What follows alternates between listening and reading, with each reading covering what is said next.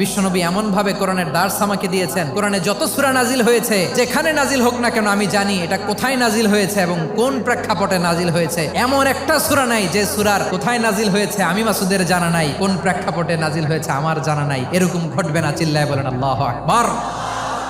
বিশ্বনবী একবার বললেন, ইবনে মাসুদ একবার শোনাও তো কোরআন দেখি। আব্দুল্লাহ ইবনে মাসুদ বলেন, নবী আপনার উপর কোরআন নাজিল হয় আর আমি আপনার সামনে কোরআন পড়বো?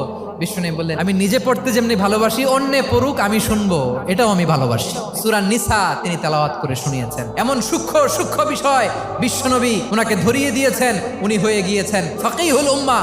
ওনার চাইতে বড় ফকি এই পৃথিবী আর দেখবে না। উনি বিশ্বনবী সবার কাছে কোরআন শোনায়, কিন্তু বিশ্বনবী নিজে মাসুদের, আব্দুল্লাহ ইবনে মাসুদের কাছ থেকে কোরআন শুনতো। ওমরে ফারুকের সময় কুফার বিচারপতি ছিলেন, তাহলে উনাকে বিশ্বনবী বানিয়েছেন আইনবিদ, ফাকিহ। হিউম্যান রিসোর্স ডেভেলপমেন্ট কিভাবে করবেন, মানব সম্পদের উন্নয়ন কিভাবে করতে হয়, কিভাবে যার যেখানে প্রতিভা কাজে লাগাতে হয় উনি দেখিয়েছেন। সুবহানাল্লাহ পড়বেন না?